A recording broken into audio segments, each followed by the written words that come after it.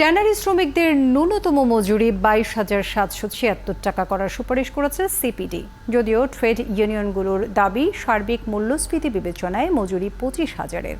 এদিকে ট্যানারি মালিকরা বললেন, ব্যবসায় মন্দা, তাই এত টাকা বেতন দেওয়া সম্ভব নয়। অনুপ্রতিকারী তরুণের প্রতিবেদন। 1, 2, 3 ঢাকায় জমি জিতে নিন 100% ক্যাশব্যাক সহ 20 কোটি টাকার পুরস্কার।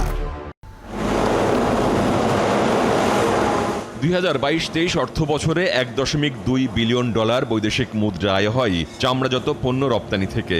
এর মধ্যে শুধু প্রক্রিয়াজাত চামড়া রপ্তানি থেকে আসে $123 মিলিয়ন, আর তৈরি পোশাকের পরেই রপ্তানিতে দ্বিতীয় খাত হলো চামড়া শিল্প। তবে দেশের গুরুত্বপূর্ণ এই খাতের শ্রমিকেরা এখনও অবহেলিত। চামড়া খাতের শ্রমিকদের ন্যূনতম মজুরি গেল 6 বছর ধরে আটকে আছে $123, অর্থাৎ 13,500 টাকায়, যা ভারতে $146, ভিয়েতনামে 171, ইন্দোনেশিয়ায় 186 এবং থাইল্যান্ডে $255।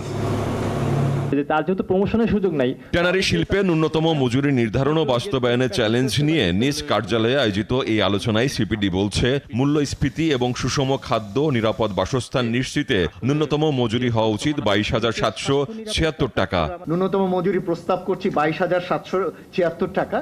আমরা আশা করি যে এরকম একটি নাম্বারের ভিত্তিতে মালিক পক্ষ শ্রমিক পক্ষ আলোচনায় বসলে অবশ্যই তারা সেখান থেকে একটা গ্রহণযোগ্য সমাধানে আসতে পারবে। তবে ট্যানারি শ্রমিকদের নিয়ে কাজ করা ট্রেড ইউনিয়নগুলোর দাবি ন্যূনতম মজুরি 25,000 টাকা করার।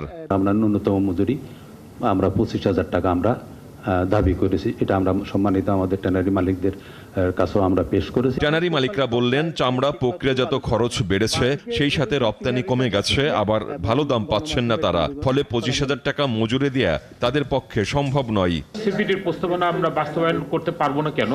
আমি কিন্তু আপনার এক্সপ্লেন করেছি, আমাদের যে প্রোডাকশন কস্ট আপনার কিন্তু বহুগুণ আপনার বৃদ্ধি পেয়েছে। বিশেষত আপনার দেখেন যে গ্যাসের মূল্য বৃদ্ধি হওয়ার কারণে, আপনার বিদ্যুতের মূল্য বৃদ্ধি হওয়ার কারণে আমাদের প্রোডাকশন কস্ট বেড়ে যাচ্ছে। সর্বনিম্ন মজুরি নির্ধারণ কমিটির চেয়ারম্যান বললেন, মালিক শ্রমিক দুই পক্ষের সাথে বসে একটা যৌক্তিক মজুরি নির্ধারণ করবেন তারা।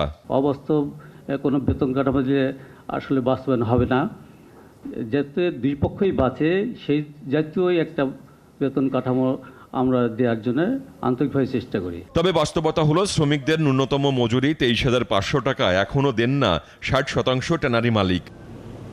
অনুপ্রতিকারী তরুণ, 71, ঢাকা।